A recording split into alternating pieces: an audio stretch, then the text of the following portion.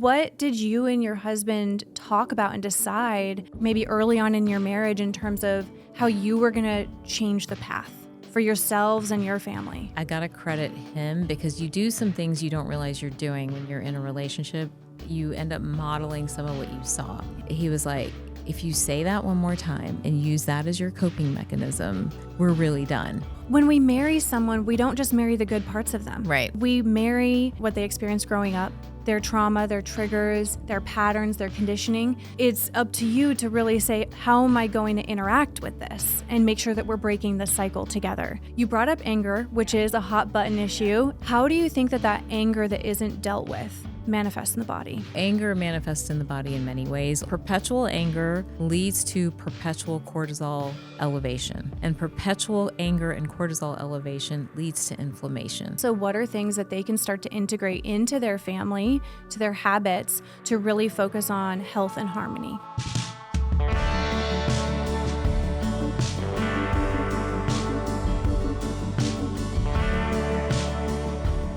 Hello and welcome to the Empowered Couples Podcast, where here you get modern, non-boring relationship advice for you and your partner to communicate like pros, fight smarter, and stay on the same team no matter the challenge that you face. I'm one of your hosts, Jocelyn Freeman, and today we have a special guest. She's an integrative medicine physician, Dr. Taz, and we brought her on to really ask some deep, important questions about anger, about cortisol, about how your childhood could be impacting your health now, and perhaps most importantly, how your health, the health of your marriage, the health of your body, the health of your mindset is impacting your kids and your entire family. Let's dive into this really thought-provoking and important conversation. Well, thank you so much for coming on the show. I look forward to this conversation. I'm thrilled to be here. We had a great time being on your podcast recently and getting to meet in person. And I really loved that a big part of our conversation was really thinking about the family system as a whole, right? That health, because we're going to go into some health and science and all those fun things, but not looking at it as just data points. Right. That as human beings, we really are so dynamic and there's so many factors that influence our health. And of course, we're especially interested in relationship dynamics. So before we go into some of that fun science and geek out, you've been married 21 years. Yes, I You have 2 kids. Why don't you share what you think are some of the secrets to being married for decades? Oh, wow. Well, I mean, I think the first thing is to understand that marriage is a journey. It's not a destination. And I think that's one thing everybody forgets. So like any journey, you have incredible moments and super, super big highs, but then there have been a few lows too, and things that we've had to like navigate and, keep coming back to. And I think when I look at some of those lows and what maybe got us over that bump, versus maybe somebody else or another couple, I think it's been just this deep sense of commitment. Like we are committed to each other and we are committed to our family. And at the end of the day, like neither one of us, both of us have come from troubled homes. Like neither one of us wanted to bear the responsibility of, we didn't do everything we could do to try to navigate this particular hurdle, And I think if he was sitting here, my husband was sitting here, he'd probably say the exact same thing. So I think it's going back to your why of why are you with this person, and going back to your values and what do you hold most dear and most valued? And I think for both of us, like one of our biggest values is family, So whatever's going on with us individually, and whatever's going on with us from, whatever source of discontent we might have at any given moment, it's kind of coming back to sifting through the noise and coming back to like, wait, we've built and we're building this beautiful family and we want it to live as a legacy, and so I think that core piece is what allows us to navigate whatever we hit. Yes. And we're both fiery people. This is not like, you're not talking about a passive guy who lets me do whatever I want. Okay. And I'm not passive by any means. So you've got 2 very strong, strong personalities who've come together and have had to navigate which parts of that they're going to temper and allow as we sort of go down these roads together. And do you think that's because you just really accept each other's personality in that fire? Yeah, I mean, I think that's been a journey for me personally, and probably for him too, I should say, is that, there's been a little bit of like, okay, this is who he is. And I think it took a few years to get there probably.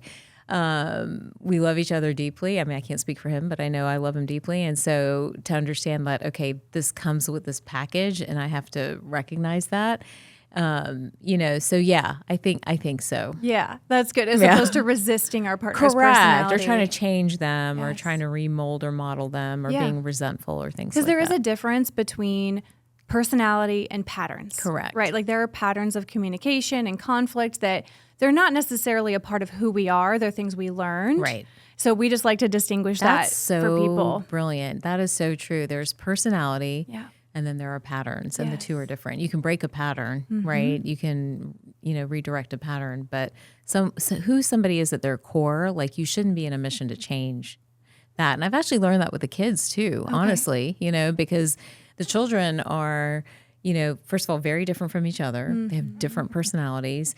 And, it's very easy to imprint on your child what you want or what you expect, right? But they're their own beings coming into this universe with their own purpose or mission and talents and all that other stuff. So I've had to learn it through them, kind of the same lesson. I've had to learn that this is who they are. My job is not to change this, but to nurture it. And I would say the same goes for my husband. My job is not to change him, but the word like nurture, collaborate, co-create, those are the terms that kind of come up in my mind. I love that and resonate with that. Now you mentioned both coming from troubled homes. Right. And we don't have to dive into that necessarily, but how do you think as a physician, right? And you see people in these times where physical symptoms are manifesting. Right. How do you think that what you learned from even your upbringing and coming from troubled homes and then being able to see, like, did that show up in your health? Yeah. Was that a part of your journey? I mean, we can go from woo-woo to deep, deep science, but,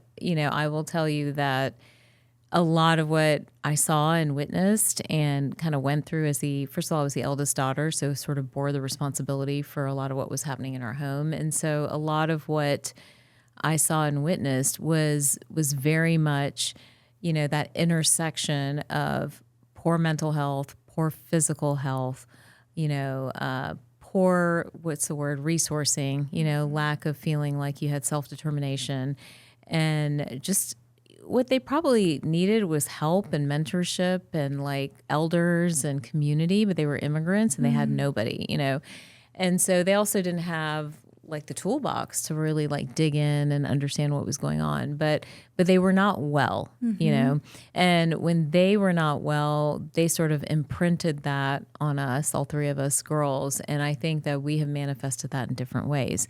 And, my health journey and even getting into this field of, holistic and integrative medicine was very much because of my own health. And I developed, I had lots of symptoms. All of us did. But like my symptoms were, acne at a young age, always kind of an issue with weight, that type of thing. But they crescendoed in my mid to late 20s as the stress accumulated with med school and, all the other things that come with that.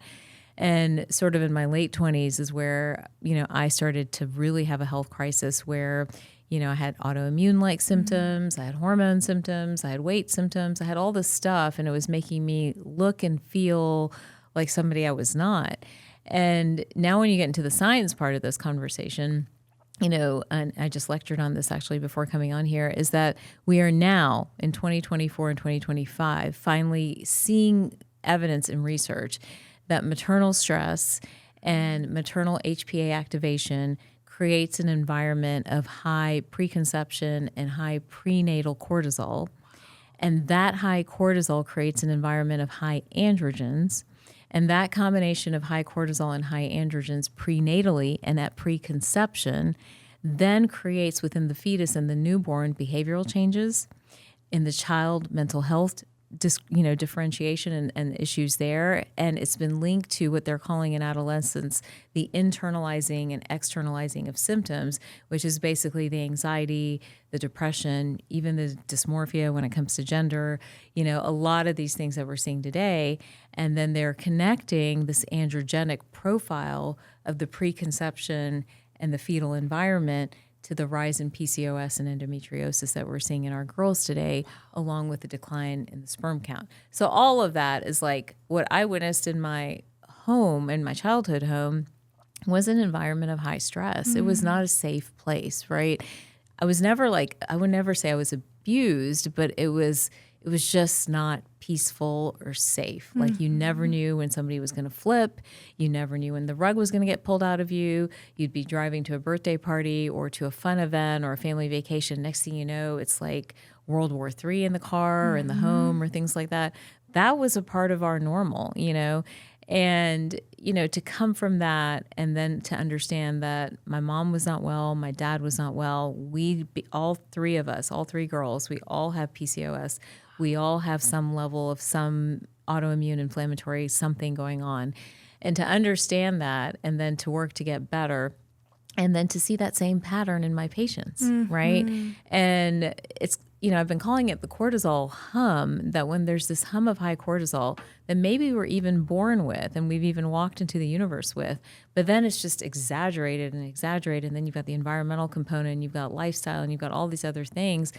That's how illness happens, and it might be a mental break, it might be a physical break, but that's how things break, And so I think it's very important when you're having a conversation around relationships or family or health that you take all of that into consideration, because, it's very in vogue right now to go get a fancy like wellness plan or be on what's the best next supplement. And I do that work. I know it's all important. I'm not trying to minimize it. But you can walk out of that appointment with that fancy plan and then walk into your home, and that's unhealthy too. You know what I mean? So it's all connected at the end of the day. I'm just thinking, thank God for you because of the work that you're doing, because even early on in my journey, I feel like I was looking for people who believed what you believe, which is like we need to look at the whole picture. Right. And, we still have a lot of changes to make to have it not be that when you're having symptoms, you go to a doctor and it's just a superficial resolution. Here's a pill or here's surgery. And of course, that might be part of the journey for different things. But I love that you are trying to wake up the medical world and say, hey, don't you think that your upbringing or even your home environment could be playing a role? Very much. So I just want to unpack from a few different perspectives because I know people listening, a lot of them are parents. Yep. Maybe some are pregnant, maybe have young kids, teens, and they might hear you describe stress and they think, oh my gosh, am I ruining my kid? I've heard that. We argue from time to time. Is that bad? And I don't want people to be in fear that they need to be perfect, right? Or that there can never be emotions or conflict. And so when you talk about cortisol, what would you say is the realistic goal in terms of creating a harmonious home, and also like what they can do to teach their children to process through things so that they aren't kind of storing that and having that manifest in physical symptoms? No, I think that's so important, and it's an important differentiation because we don't want anyone feeling like, oh my God, I can't be stressed about anything. Stress can be good, and I think we need to remember that. There is good stress, and good stress is the kind of stress that inspires you to do something, makes you sign up for school or for college, or makes you accomplish something you never thought you'd be able to accomplish. That's good stress. When they do these research and these studies, and they're talking, they're very specific. They say something called HPA activation. And HPA activation is when the hypothalamus, which sits in your brain, and the pituitary, which is literally like hooked right under it, are all of a sudden overfiring, right? And that overfiring usually isn't happening with good stress. That overfiring is typically happening with trauma, with abuse, with things that are incredibly heavy. So the fight with your husband about, whatever, who's taking what trip or something like that, that's not going to ruin your prenatal environment. Okay. That's not what we're talking about. But we're talking about these like heavier things that create chronic, constant stress within a woman or a male, right? It could be like financial instability. There's that chronic constant stress. It could be being in an abusive relationship, right? Where again, you don't feel safe. You're not sure what's going to happen next. That's the kind of stress I'm talking about. It could be deprivation of any kind, right? Whether it's, food deprivation, nutritional quality, those type Emotional support, physical environment issues, it could be that level of deprivation. But it's a stress that at first is problematic, but later becomes chronic. The body is an incredible machine. We can adapt to stress. We can even adapt to some bad stress, right? We get a cortisol spike, we deal with it, it comes back down. We get the next cortisol spike, it comes back down. It becomes problematic when the stressor is so deep and so big that cortisol spike happens and either never comes down or finally it takes so many hits that it completely depletes itself. Then we're going into these environments that are not healthy and that can be passed on. So for someone navigating life in a human journey and having a human experience where you're going to have good things and bad things on any given day, I think it's a lot more about two things. I think it's about your emotional regulation. How are you able to manage whatever's coming at you? There's that. And then the second is sort of really being intuitive with yourself and really knowing you before you even worry about anybody else in the home and understanding, okay, I'm at the point where I need some help and I need more outlets, and those outlets could be as simple as you need your girlfriends, you need your mom, you need to go away for a weekend, you need to go get acupuncture or massage. But that intuitive feeling will help to reset that cortisol level, right? What I think happens instead is women in particular feel like they need to power through situations. And so they kind of put their armor on and they're going to like beat their way through anything, right? Yeah. Whether it's, a home issue, a relationship, whatever it may be. That doesn't necessarily serve them well when it's not serving them, right? So I think we have to understand that I'm talking about stress that becomes problematic and chronic, and stress that is heavy and deeper than maybe a typical day-to-day type situation. So when you think about going back to our family, if you go back through the generations, right? Like, you have immigrant stress, like leaving a country and coming and not knowing anybody and being with anyone. So that my mother had that stress. You had the lack of financial self-determination, right? Which many of the women, if we look back, there's that stressor, And then you had, she had experienced the loss of her own father traumatically at a very young age, which led to a lot of family dynamics later on. There's that stress. You look at my dad, he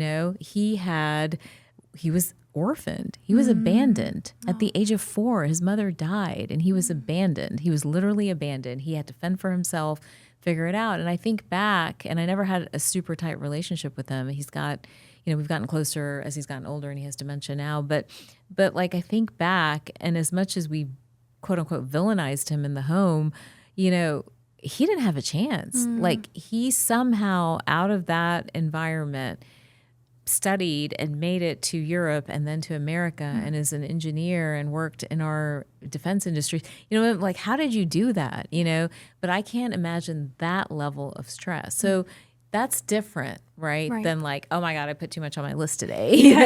So for just sure. to differentiate the two. Yeah, so much in there. And I love that you just shared that in a way that you can have some compassion for your parents' journey. Yeah. And at the same time, it had an impact. Right.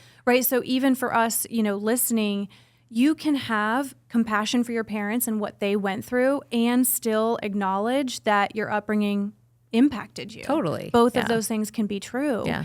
And so I guess in your own journey, and we'll get to some more science because you blew my mind with that depiction of what's happening in utero and in the womb and then as children. What did you and your husband talk about and decide maybe early on in your marriage in terms of how you were going to change the path for yourselves and your family? Okay, well, he and I have had a really interesting journey together, and I got to credit him because you do some things you don't realize you're doing when you're in a relationship. You end up modeling some of what you saw. Yeah. And one of the things I did, and I'm embarrassed to admit this publicly, you're probably the first time I'm saying this, but one of the things he caught me doing in the first couple of years of our marriage was that the minute there was tension, I'm like, I'm out of here. I'm out. Like, I don't need to be here. I'm done, Yeah. And I think somewhere, it was early, but he was like, if you say that one more time and use that as your coping mechanism, we're really done, Wow. So, I got goosebumps. That and accountability. that was just like, oh shit. Like, I got to be accountable for my words. Exactly. I can't just throw that in his face constantly. So I had to really, again, dig deep. Why am I saying these things? Well, that's because what I heard for 17, 18 years. Somebody was always in and out, right? And like, so that forced me to be accountable to him. Mm-hmm. If we flip it, and I hope he's okay with me talking about it when he's not here, by the way. So sorry if this is, I'm sure he's fine with it. He's like, you talk about everything. Why not talk about this too? So, but if we flipped it, there are two things with him. It was the inability to control anger, right? When the stressors got too much and not being able to verbalize, or like, it's almost like a wild animal just lashing out is kind of the image I have of him. And the inability to understand how to manage that, which he also learned from his environment. And then unfortunately, which is ironic, like in a moment of stress, a little bit of a condescending tone towards women. Ooh, I've seen that. Came from his father and his grandfather, this, and his mother put up with it and his grandmother put up with it. And so that was me being like, you talk down to me one more time and use that tone with me, then I really am out, because this is not what I stand for. This is not what I believe, blah, blah, and instant correction, right? The anger thing he had to continue to work on because it was such a reflex for him, know? So, I mean, these are ways in which like we both kind of brought our baggage to the party. And, as we've gone on, it's 21 years and every now and then there will still be a flare and we have to realize we brought our baggage to the party and we'll have to like, double down and be like, wait, I really love you. You're really amazing. And, these are all the amazing things about you. Like, we're not going to do this and we're not going to pass it down, So, so those are ways we sort of check each other over and over again. I love that. I love the honesty, right? And when we marry someone, we don't just marry the good parts of them. Right. Right? We marry, like, in a sense, what they experienced growing up, their trauma, their triggers, their patterns, their conditioning. And again, kind of the two things can be true. That is your partner's responsibility. Yeah. And it's up to you to really say, how am I going to interact with this? Right. And make sure that we're breaking the cycle together. So I just love that you guys are being an example of that, because that is our passion right now. You brought up anger, which is a hot button issue. For both partners. We see men and women struggle with anger. And we like to explain anger as the tip of the iceberg, right? It really is like what's expressed, but there's so much vulnerability beneath that from a scientific perspective. Trying to think of like behavior change and the science, like what would you say is most practical and helpful for people to really, number one, realize where their anger stems from, but also to change the way they handle it? And sorry, I have another part of the question. How do you think that anger that isn't dealt with manifests in the body? Well, that's the easiest question out of the three. So anger manifests in the body in many ways. Older systems of medicine had predicted it, had talked about it. They had diagrams of it. Chinese medicine believes anger lives in the liver. And when the liver is taxed or stressed, then in turn you have other types of fallout in the body, whether it's cortisol disruption. In women, the liver meridian is right along the breast. So we see a lot of issues with breast health when there's repressed anger. So, what I see in the exam room is that anger looks like hypertension. It looks like cardiometabolic disease. It looks like depression and anxiety, right?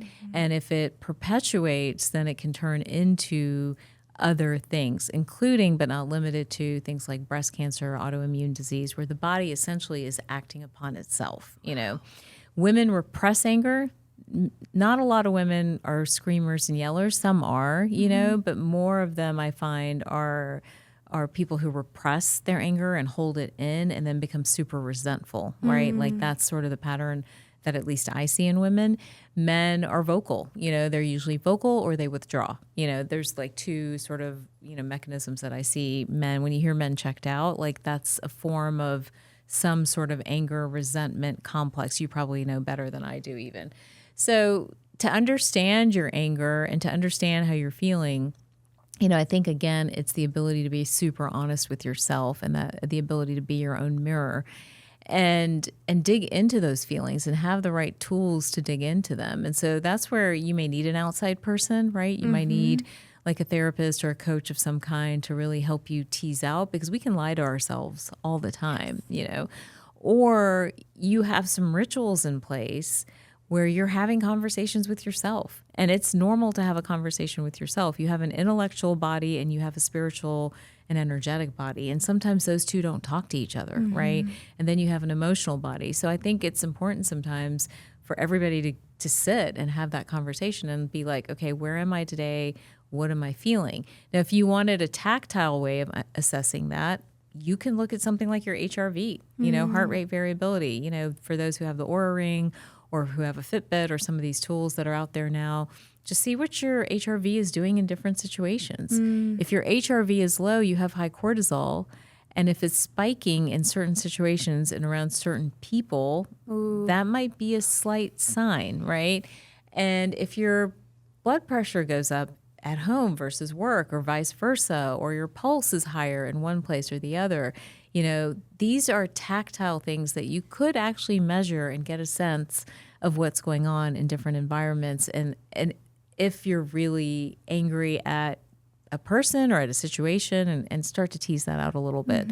I think the same is true for women in general. Like, we see their hormones get impacted with anger, So again, it's like all interconnected, and the older systems of medicine had talked about it, for so long. But perpetual anger leads to perpetual cortisol elevation. And perpetual anger and cortisol elevation leads to inflammation, right? And that's going to wreak havoc on your body. And that's going to wreak havoc on your body and look different on different people depending on their genetics. So that's where the emotional spectrum meets the physical world and how it all interconnects, right? A lot of people with heart disease, are people that have trouble with anger, like they're not able to express it. So that it's like locked in here and they're not able to get it out. And I think, I see men really struggle with that. And, they then become destructive is probably what I've observed, probably what you've observed as well, is that when there is this anger, instead of confronting it and trying to understand the underneath of it, because they weren't culturally raised to do that, they become a little destructive. And destructive can look like, drinking too much, spending too much, this whole addiction culture that we have right now, or checking out or thinking there's a situation out there somewhere better than the situation that they're in right now. Wow. You pointed out some really big themes that I know people are going to be DMing you about and saying, God. wait, can you expand more on that? Jeez. So we're going to have some follow-up conversations on this. Okay. So one of the biggest interesting observations we make when talking to couples is that these other dynamics that aren't even necessarily their marriage that they're frustrated with, maybe they have additional career stress. Yes. They're having challenges with their children, right? And there's this spillover that can happen. But we will ask often both partners, like, hey, what do you two do to process the stress, the overwhelm, just the emotions that you're experiencing? And maybe we'll hear some of them say exercise, if that. But there's just this culture of deprioritizing yourself, right? Deprioritizing your emotional well-being. Oh, I'm fine. And you don't wake up till you have a heart attack, right? Or, you know what? No, I don't need to do therapy or go to acupuncture. I don't have time for that. It's not a big deal. Why do you think people deprioritize themselves until it gets to a potentially life-threatening state? Because I don't think we've been raised with it as a value. I think, your personal self-care and how you show up in the world, and I think because we've, again, dissected the human body away from the spiritual body and the energetic body and the emotional body, right? If you dissect the body, then you can believe that as long as my physical body is functioning, moving, sleeping, eating, breathing, just I'm getting okay. by, surviving. I'm okay, right? And you might be literally barely getting by. You might be barely getting by. But if you really instead understood or we spread the message that there are multiple layers to you, and being fine is not just because you went to your physical and the doctor checked off all the boxes and said you were fine. Mm-hmm. The question is, where are you really emotionally, and where are you really spiritually, and where are you really from a community standpoint? If I put those parameters on us as a younger couple and family, we would have failed. We honestly would have failed. Neither one of us, we were so in it with building our businesses and raising these two children who were 15 months apart that maybe I checked the boxes off on physical health because it was my world, and, energetic or spiritual health because I feel connected that way. But I didn't foster any girlfriends. I didn't have time for it. I said no to a lot of people. I barely, for different reasons, saw my own personal family, and he did the same. It was all about the kids and the business, and he got unhealthier and unhealthier, and he is the guy that had a heart attack at 41, right?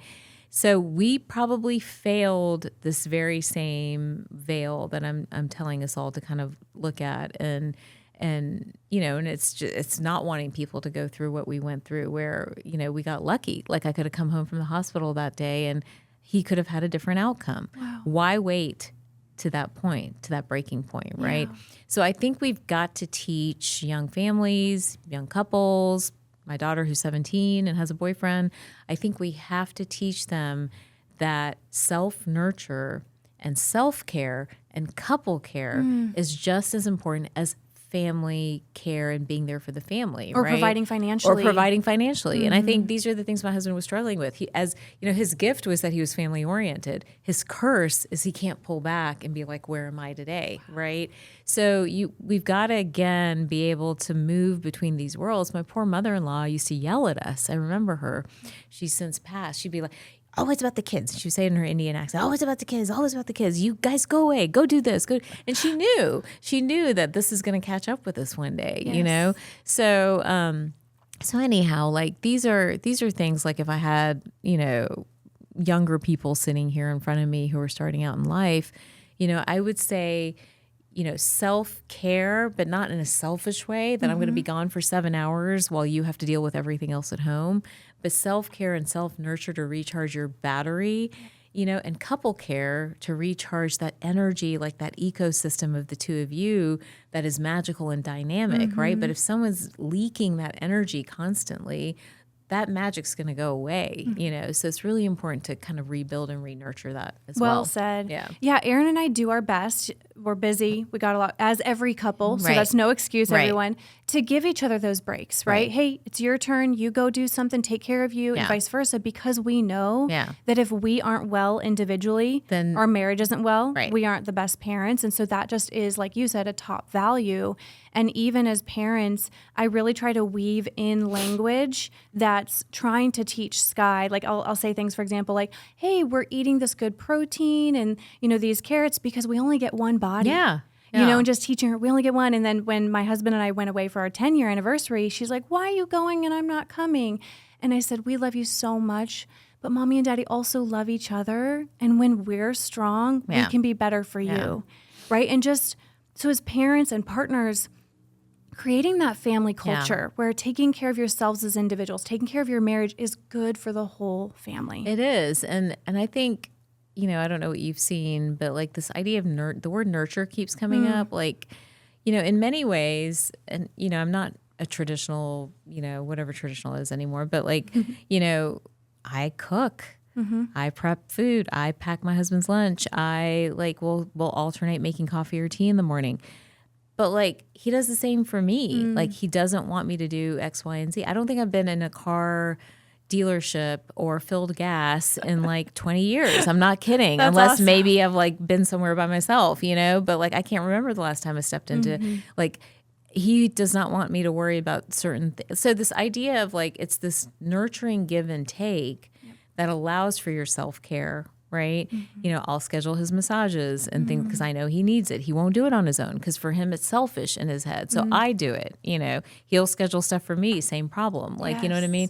So it's sort of like you understand that each person needs self-care and self-nurture. And if they're not able to step into that on their own, then in some ways you become like the person that encourages it, nudge them a little bit. Pushes it because, sort of it's what they need, know? So I don't know. It's a lot and I think there's a way to do that from like a gentle, encouraging place as opposed to trying to force it. Yeah, totally. Right? You're doing this. Yeah. So, it's more like, babe, you deserve it. I booked you a massage. Yeah. You can say it in that way.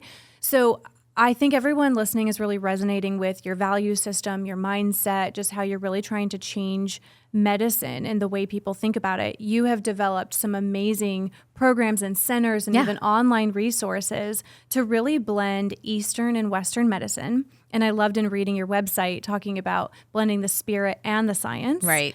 Talk about how you're disrupting the industry and what listeners could do to really learn more about your clinics and even online resources. Yeah, definitely. So, I've done this for a while. I'm like 15, 20 years in, and I've watched all the trends and the fads and all the stuff take place, right? And I also see the good and the bad and everything. And my biggest observation as I've come along is that while we're all talking about health more and while we are all aware of health and wellness and stuff like that a little bit more, it's still very scattered and it's still very fragmented. And there's not really a model that's treating and caring for the whole family, because as I grew up and told you that story, and as I've had my own family, we're really only as healthy as every member within that unit, right? So that's why a mom with a sick kid, needs more support, from everybody else in the family and all that other stuff.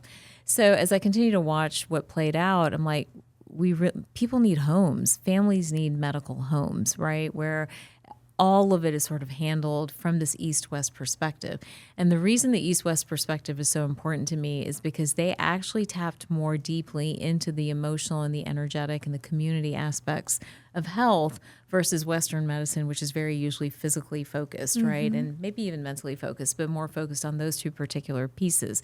But when you bring the two together, you can show people like, you're dealing with a lot of anger right now. You're dealing with this right now. This one's dealing with that. And then how does that dynamic come together for a healthy whole family, right? So we're on this mission. We've officially rebranded to Whole Plus, which is HOL Plus. And that basically is just saying this is where you come to be whole. This brings everything together because it's all about, a full circle approach, not just these individual silos.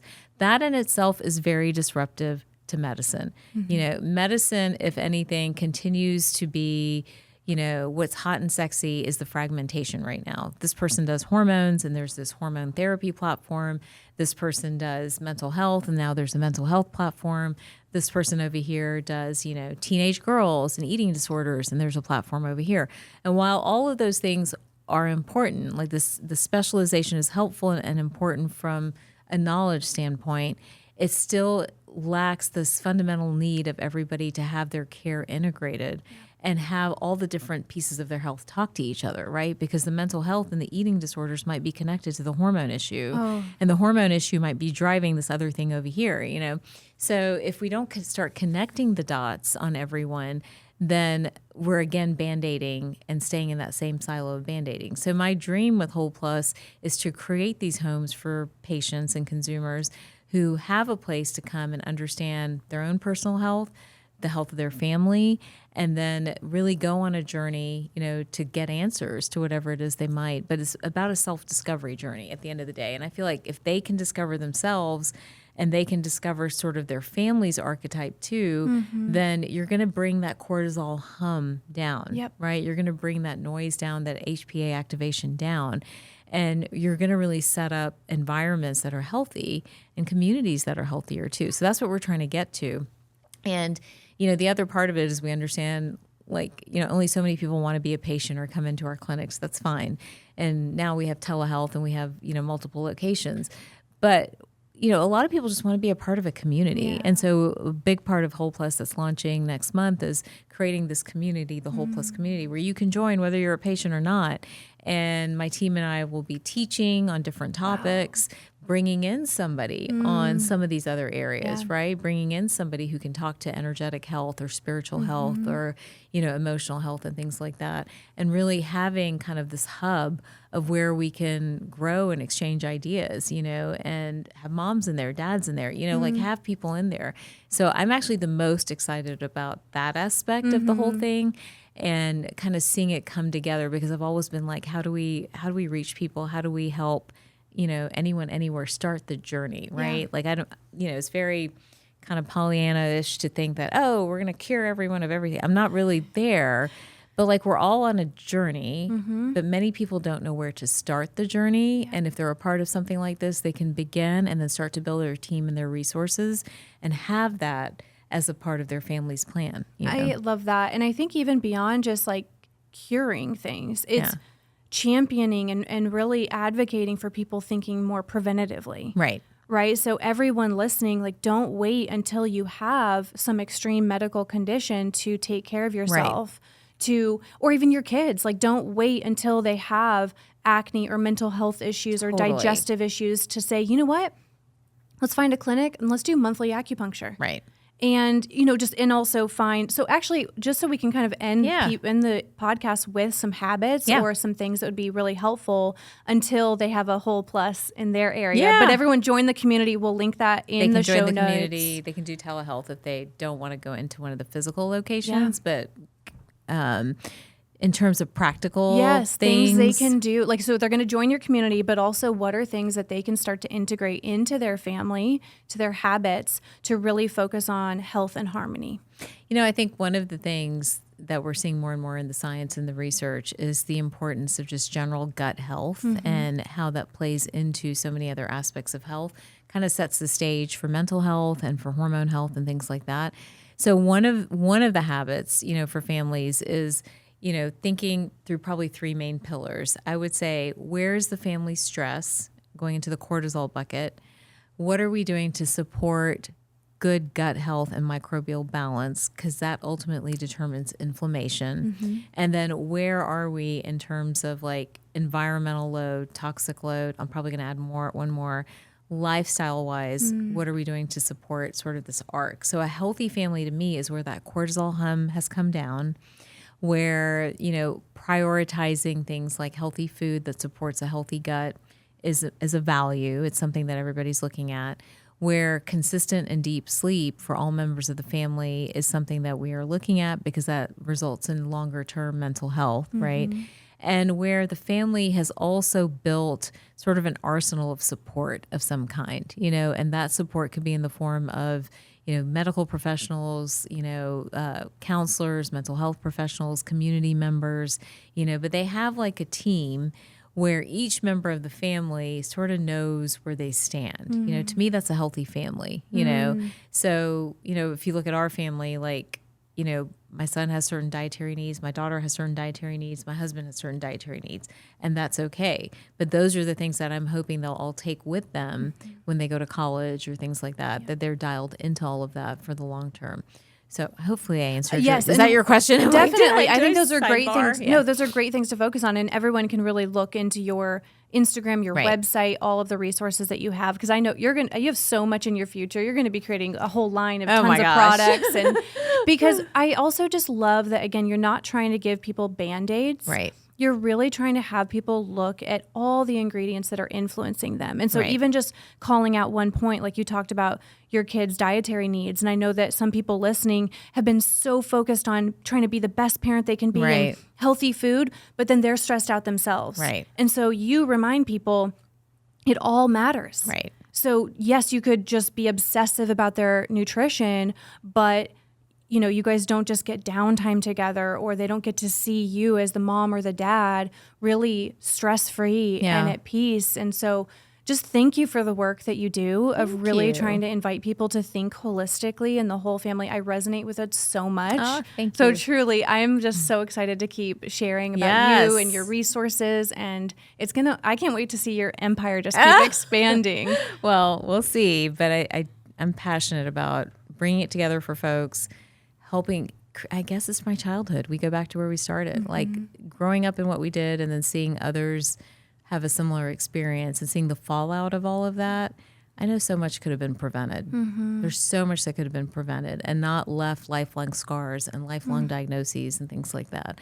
And so I think it's the responsibility of each of us, and then especially as we become parents, to dive into this conversation in a much more proactive and preventive way than what the mom is getting in her visit, the dad's getting in his visit, or even the child is getting in a standard pediatric visit. So I think I want to fill that gap and help people narrow that gap without it being overwhelming, right? I think you talked about, trying to get everything perfect. I think perfection is the undoing of it all. I think you're not trying to be perfect. You're trying to be 80% of the time, this is where we live. 20% of the time, we're going to let some stuff go. But that 80% is really what brings the family joy and hope and peace, and everybody hopefully is enjoying being a part of a family rather than feeling like it's a burden or a stressor. Yes, I love that. Well, thank you for coming on the show, Thank sharing you. this. We're going to link all of your websites, Instagram, everything in the show notes. So everyone really go check it out.